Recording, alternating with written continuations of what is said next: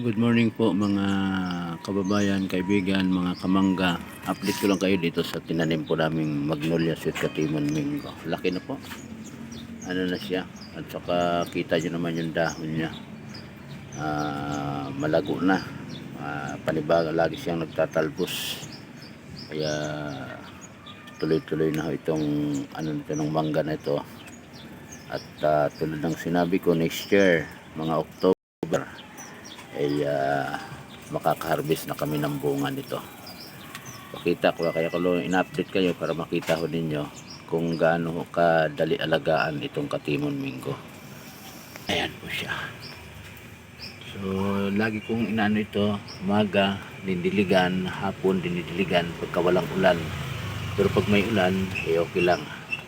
So ito po, ganyan na ho siya kalaki yung puno niya. Yung puno niya, yung katawan niya, hindi yan lumalaki ng katulad ng pangkarniwang mangga na sobrang laki.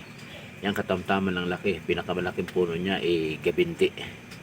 Ang pinakamalaki na puno nitong Katimon Mingo. Ayan, panibagong talbos na naman. May bantay kami dito sa kanya. Bantay namin si Basya sa mga rescue namin.